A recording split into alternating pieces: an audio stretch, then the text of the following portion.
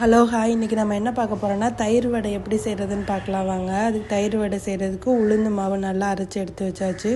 2 medium size onion எடுத்து பொடியாக cut பண்ணிக்கோங்க. கொத்தமல்லி தழையும் பொடியாக கட் பண்ணிவிட்டு 4-5 பெப்பர் எடுத்து இடித்து வச்சுக்கோங்க.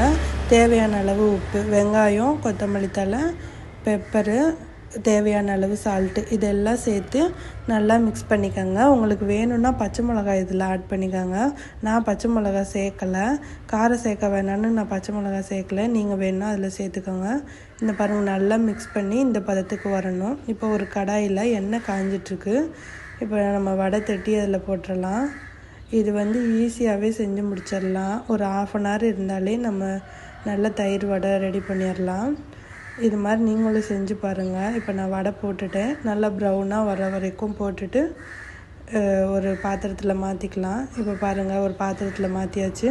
இதுக்கு முன்னாடி நான் சுடுதண்ணி லைட்டாக வார்ம் ஆகிற மாதிரி காய வச்சுருக்கிறேன். வார்ம் வாட்டரில் தான் இந்த வடையை நம்ம போடணும். அப்போ தான் நல்லா சாஃப்டாக வரும். இப்போ பாருங்கள், வடையெல்லாம் எடுத்தாச்சு. இந்த வார்ம் வாட்டரில் 2 ஸ்பூன் மில்க்கு, அது காய்ச்சினது தான், அதை நம்ம இதில் ஆட் பண்ணிக்கணும்.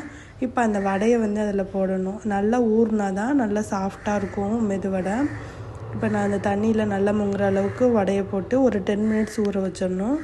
10 minutes நல்லா ஊறினதுக்கப்புறமா தயிரில் நம்ம சேர்த்துக்கணும். இப்போ தயிருக்கு தேவையான தாளிப்பு ஒரு கடாயில் எண்ணெய் ஊற்றிருக்கிறேன்.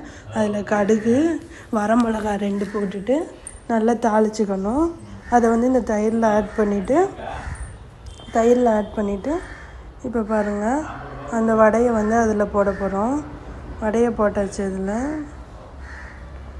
இப்போ பாருங்கள், நல்ல சுவையான தயிர் வடை ரெடி ஆகிடுச்சு. இதில் ஒரு கிறிஸ்பி க்ரன்ச்சினஸ்க்காக காரா பூந்தி அதில் மேலாக ஆட் பண்ணிக்கணும். இப்போ தயிர் வடை இதிலே ஒரு 5 minutes ஊறட்டும். இப்போ காரா பூந்தி மேலாக போட்டுட்டு சாப்பிட்லாம். நல்ல சுவையான தயிர் வடை ரெடி ஆகிடுச்சு. இது மாதிரி நீங்களும் வீட்டில் ட்ரை பண்ணி பாருங்கள். பிடிச்சிருந்தா கமெண்ட் பண்ணுங்கள்.